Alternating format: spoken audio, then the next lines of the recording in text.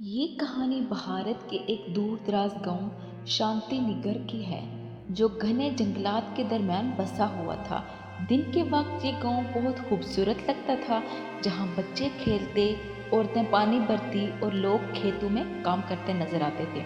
लेकिन सूरज गुरूब हो जाने के बाद ये गांव एक खामोशी में डूब जाता, जैसे कोई अनदेखे खौफ का शिकार हो।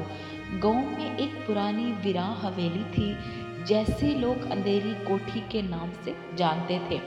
गांव वाले कहते थे कि कई साल पहले वहां एक जोड़ा रहता था, लेकिन एक हादसे के बाद वो दोनों पुरअसरार तरीके से मर गए। इसके बाद जो भी इस हवेली में गया वापस नहीं आया। एक शाम आशना अपनी नानी के साथ बैठकर कहानियां सुन रही थी। नानी ने कहा, बेटी याद रखना, रात के वक्त अंधेरी कोठी के पास कभी न जाना। वो जगह बदरूहों का ठिकाना है। आशना के दिल में तजस्सुस जागा। इसने राजीव से इस हवेली के बारे में पूछा। राजीव ने कहा, आशना, गांव वाले कहते हैं कि जो कोई इस हवेली में जाता है वो जिंदा वापस नहीं आता। आशा ने फैसला किया कि वो इस राज को जरूर जानेगी। अगली रात वो राजीव लालटेन लेकर हवेली की तरफ रवाना हो गए। हवेली के दरवाजे पर पहुंचते ही हवा का रुख बदल गया। जैसे ही उन्होंने दरवाजा खोला वो खुद ब खुद खुल गया। अंधेरा गुप्त था, दीवारों पर जाले और हवा में अजीब सी सर्द महक थी। अचानक एक भारी आवाज गूंजी, तुम यहाँ क्यों आए हो? आशा और राजीव रुक के।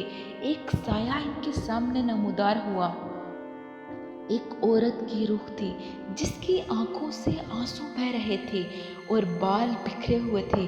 औरत ने कहा, ये जगह मेरी कैद है।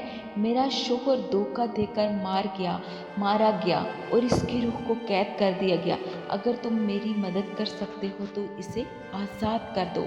औरत ने बताया कि एक तलमसी संदूक तय खाने में छुपा हुआ है, जिसमें वो वजह की रूह कैद है, यानी कि विजय की रूह कैद है। लेकिन इसे हासिल करना आसान नहीं होगा, क्योंकि इस पर खतरनाक जादुई ताकतों का पहरा है। आशा और राजीव तय खाने में जब पहुंचे, रास्ते में इनका सामना दीवारों से निकलते हुए हाथों और जमीन से उठती हुई चीखों से हुआ।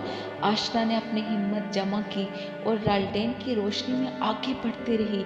तय खाने में पहुंचकर उन्होंने एक पुरानी अलमारी देखी, जिसके अंदर वो तिलमसी संदूक था।